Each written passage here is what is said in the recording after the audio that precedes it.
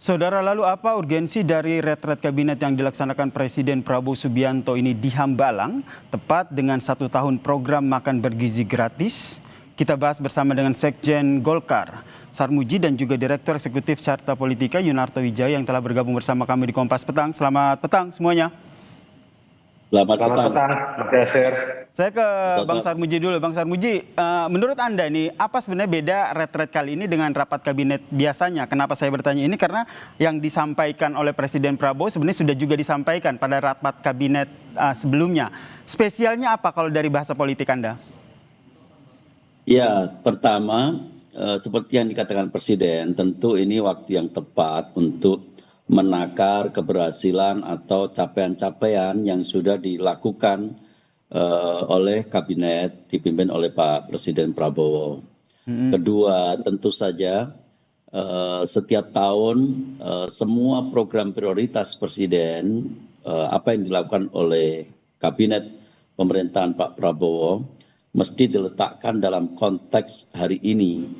Hari ini tentu berbeda dengan setahun kemarin. Konteks setahun ke depan harus mulai dibicarakan, apalagi dunia berubah dan dinamikanya juga kadang-kadang sangat tinggi ya.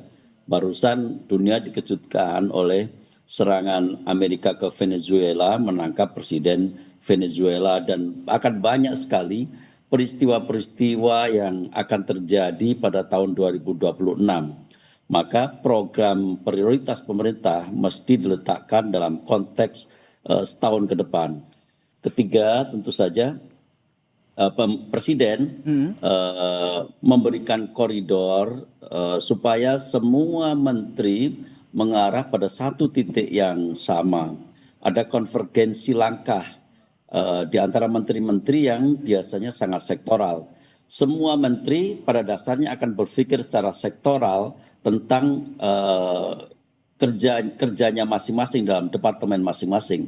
Oke. Tetapi Presiden akan mengarahkan supaya yang sektoral itu menuju dalam satu titik yang sama, yaitu tercapainya visi misi Presiden yang itu kemudian perlu ditegaskan dalam retreat tahun Baik. seperti ini.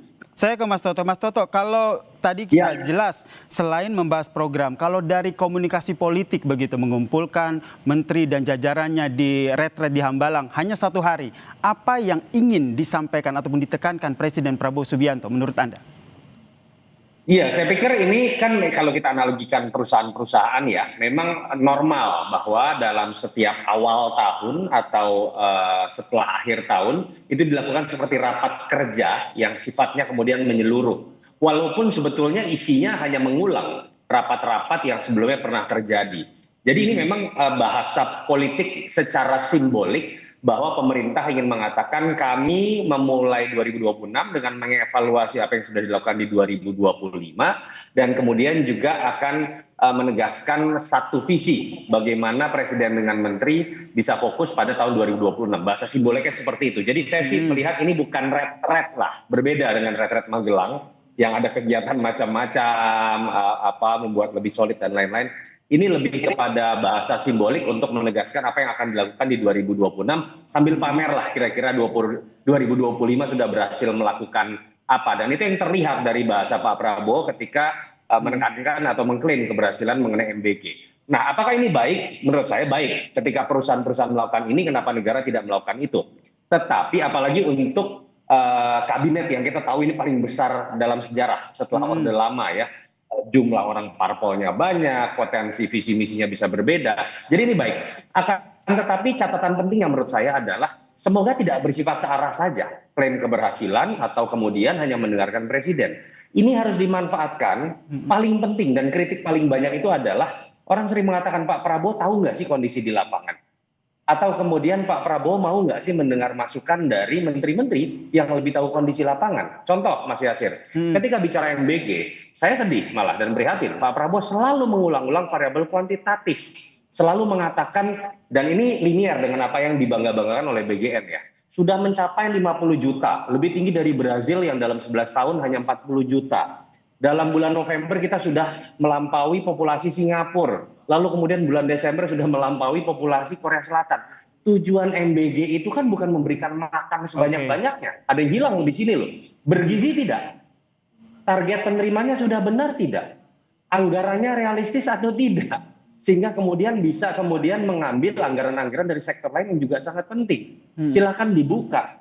Ternyata lebih banyak di kota-kota loh, Mas Yasir. Jadi itu yang menurut Anda harus jadi salah satu pembahasan ya di retret ini ya. Ini salah satunya adalah poin komunikasi. saya bukan MBG saja, Mas Yasir. Saya berharap ada keberanian dari menteri-menteri untuk bercerita dan memberikan masukan kepada Pak Prabowo untuk lebih mengetahui kondisi lapangan, sehingga kemudian variabel kualitatif dan kualitas itu bisa betul-betul menjadi variabel yang menjadi indikator. Dan catatan kritisnya jangan sampai kemudian fenomena asal Bapak senang yang sering dikritik oleh netizen itu terus terjadi dalam setiap rapat, termasuk dalam retret ini. Nah ini saya ke Bang Sarmuji, bagaimana menanggapi apa yang tadi disampaikan Mas Toto? Ada hanya komunikasinya ditakutkan hanya satu arah begitu, tidak ada daya kritis dari menteri-menteri di kabinet Prabowo ini. Kalau dari menteri-menteri Golkar sendiri evaluasinya seperti apa? Tentu Pak Prabowo mendengarkannya semua kritikan. Kalau nggak mendengarkan pasti Pak Prabowo tidak akan menyampaikan bahwa ada yang nyinyir. Itu kan sudah ditangkap bahwa ada pesan yang disampaikan, bahkan ada yang sampai ke tahapan pada level yang nyinyir.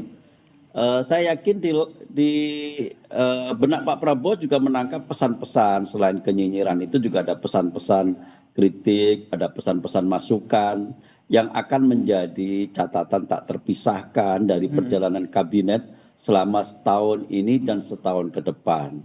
Karena itu penting menurut saya retreat tadi, Pak Prabowo pasti juga akan mendengarkan masukan dari menteri-menteri, dan Pak Prabowo punya mata dan telinga yang cukup banyak, yang itu beredar di masyarakat. Pasti beliau tahu keadaan lapangan, karena bukan hanya mendengarkan dari menteri-menteri saja, menteri-menteri pasti takut kalau ngomong tentang kelemahan-kelemahan, tetapi mata dan telinganya Pak Prabowo, Pak Presiden itu sangat banyak dan itu bisa memberikan informasi yang valid dan objektif apa yang terjadi di lapangan. Berarti tidak hanya asal Bapak senang ya, Pak Sarmuji ya?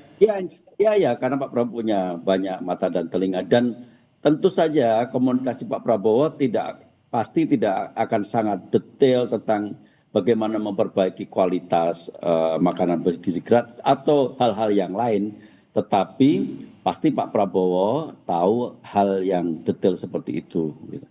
Oke, kalau Mas Toto sendiri melihatnya seperti apa? Karena kalau kita lihat dari pidatonya Presiden Prabowo, di akhir pidatonya ia kembali menekankan, mengingatkan kepada rekan koalisinya agar tetap solid begitu. Apa yang Anda baca dari pernyataan atau pidato ini?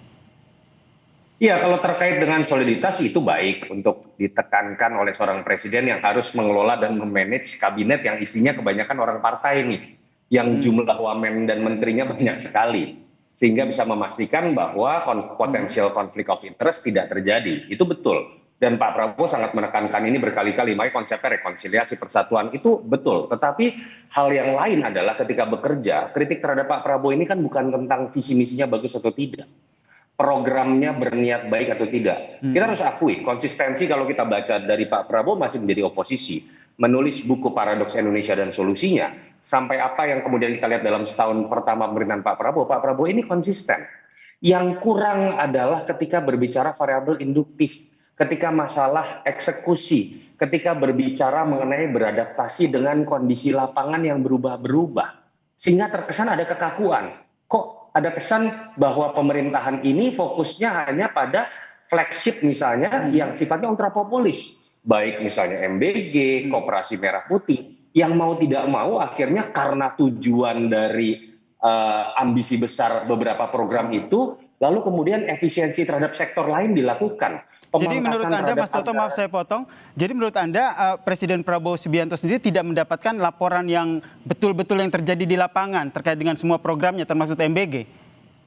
Saya berharap Pak Prabowo bisa lebih mendengar. Kita tahu loh perbincangan di antara para netizen itu kan bahwa seakan-akan Pak Prabowo ini kan hanya mendengarkan informasi dari orang-orang terdekatnya. Ada istilah hambalang boys, ada istilah orang-orang yang dianggap dipercaya saja oleh beliau.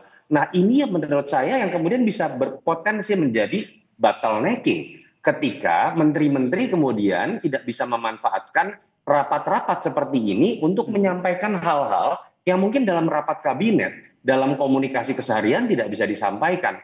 Mumpung ini evaluasi setahun, apa yang menjadi pergunjingan nih ya di warung kopi atau ketika kita bertemu dengan elit-elit partai di panggung belakang tidak berani disampaikan di televisi, itu harusnya berani disampaikan ke Pak Prabowo. Oke. Karena ketika Pak Prabowo menurut saya ingin berhasil dalam menjalankan program-program yang ambisiusnya, kata kuncinya kekurangannya adalah permasalahan di lapangan. Kata kuncinya adalah informasi yang diterima apakah benar atau tidak. Nah, Itu yang saya ke menurut Bang harusnya Sarmuji, ada apakah dalam betul ini kondisi yang juga dialami ataupun yang Anda lihat di kabinet ini termasuk di menteri Anda? Ya, kalau Pak Prabowo tadi kan sudah saya sampaikan mata dan telinganya banyak dan Pak Prabowo juga memperhatikan juga media sosial. Mungkin ada kritik seolah-olah Pak Prabowo tidak mendengar apa yang terjadi di lapangan. Tentu itu tidak sepenuhnya benar ya, karena selain juga Pak Prabowo punya aparat yang cukup banyak yang itu bisa memberikan informasi yang valid dan objektif, Pak Prabowo juga mengamati media-media sosial yang berkembang. Kalau Pak Presiden tidak mengamati media sosial yang berkembang, tentu Pak Prabowo tidak tahu persis. Misalkan ada orang yang mengkritik beliau, ada yang malam-malam Pak Prabowo sempat cerita melihat YouTube, ada yang seolah-olah lebih tahu apa yang beliau pikirkan daripada beliau sendiri. Tentu tidak akan tahu Pak Prabowo, tetapi Pak Presiden karena memperhatikan, mendengar, bahkan menyaksikan apa yang berkembang di media sosial, Pak Prabowo tahu bahwa ada orang yang menganalisis jauh lebih tinggi daripada yang dipikirkan beliau. Jadi Bang Sarmuji, menteri-menteri Golkar sendiri itu menyampaikan langsung ya, tanpa ada filter, kenyataannya seperti ini disampaikan langsung ke Prabowo Subianto sebagai presiden. Yang saya tahu sekurang-kurangnya Ketua Umum kami sangat sering berjumpa dengan Pak Presiden. Dan dari cerita-cerita beliau, Pak Presiden membahas hal-hal yang sangat detail di lapangan, apa yang terjadi di lapangan sesungguhnya, juga ditanyakan oleh Presiden kepada Ketua Umum kami. Dan dialog-dialog yang kecil, yang seperti itu, pasti dialog-dialog yang lebih terbuka, lebih jujur dan lebih objektif, karena nyaris tidak ada hambatan dan tidak ada penghalang sama sekali. Baik, ini ya, retret di Hambalang ini tentu dijadikan momen untuk evaluasi kinerja menteri di tahun 2026 ini. Terima kasih Sekjen Golkar, Bang Sarmuji, dan juga Direktur Eksekutif Carta Politika Mas Yunarto Wijaya telah berbagi perspektifnya di dialog di Kompas Petang. Salam sehat semuanya. Terima kasih Mas Yasir, Pak Sarmuji.